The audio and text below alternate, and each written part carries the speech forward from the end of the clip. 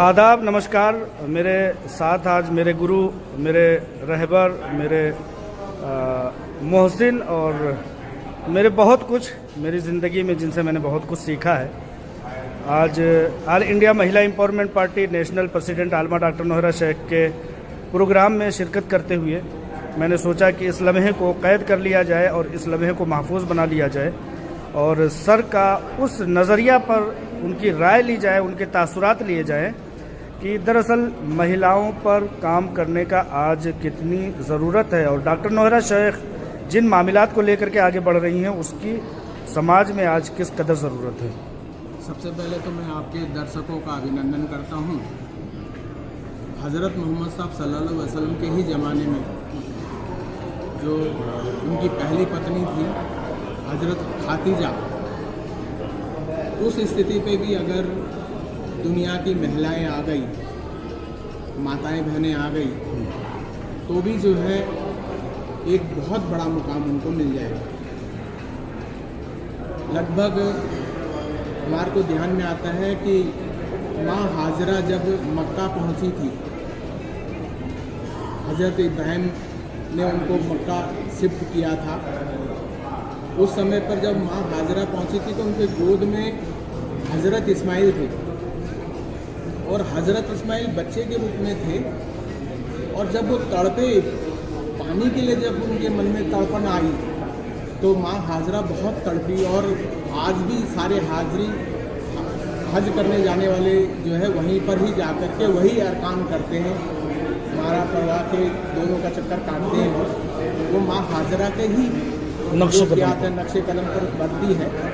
तो जब माँ और मादरे वतन तड़पती है अपने बच्चों के लिए तो खुदा को घर भी मिलता है और मुसलमान को हज भी मिला।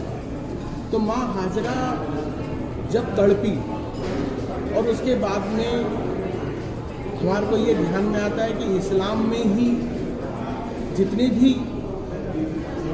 वो है सुन्नतें हैं जो ध्यान में हमारे को या हदीसें हैं वो ज़्यादातर माँ आयशा की निस्बत से हैं। तो माँ आयशा को भी कितना महत्व उस ज़माने पे मिला था।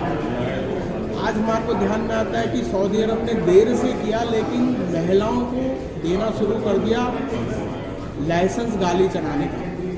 और हिंदुस्तान में भी मुस्लिम बहनों के अंदर एक नई तरह की क्रांति पैदा हुई जब सीएए के विरोध में खड़ी हुई बहनें। तो हमने उसका विरोध नहीं किया क्योंकि कम से कम वो अपने पर्दे से तो निकली बाहर, अपने घर से तो निकली, अपने हुकूक के लिए लड़ी, तो हमने उसको अच्छा समझा। उसमें हमारे को ये ध्यान में आया कि वो ज़्यादा जागरूक हो और उनकी स्थिति ज़्यादा जागरूक हो। और कहीं ना कहीं सरकार ने भी एक साथ 3 तलाक के विद्दत के विरोध में जो प्रस्ताव पारित किया और महिलाओं को आरक्षण देने का जो काम किया वो भी अपने आप में बहुत महत्वपूर्ण है। तो हम ऐसे ऐसे उपाय करके लगातार सभी बहनों को, हिंदुस्तान की ही नहीं पूरी दुनिया की बहनों को कैसे मजबूत कर सकते हैं। और 50% बहनों की आबादी है तो वो 50% आबादी भी काम पर लगेगी, परिवार को संभालने के साथ साथ देश को संभालने का कभी काम करेगी, अपने बाकी सब चीज़ों को भी संभालने के काम करेगी। तो एक बहुत बड़ी शक्ति के रूप में भारत सहित पूरा विश्व खड़ा होगा। तो ये जो नोहरा शेख जी ने महिला सशक्तिकरण के लिए जो पार्टी बनाई है एक महत्वपूर्ण कदम है और इस कदम को हम लोगों को आगे बढ़ाना चाहिए।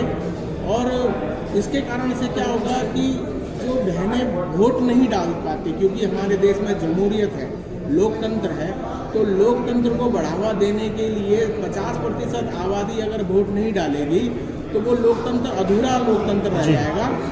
लोकतंत्र को पूरा करने के लिए हमारे को बहनों को भी आगे बढ़ाना पड़ेगा और बिना सहयोग लिए हुए, बिना सहयोग उनका तब मिलेगा जब उनकी सहभागिता बनेगी। तो सहभागिता से ही सहयोग बढ़ेगा। ऐसा एक भाव के साथ में ये पार्टी काम करे। हमारी शुभकामनाएं नोहरा शेख जी के साथ में। बहुत बहुत शुक्रिया सर। ये थे गिरीश जोयाल जी, मुस्लिम राष्ट्रीय मंच के कौमी तंजीमी कन्वीनर। आपका मैं बेहद शुक्रगुजार हूँ।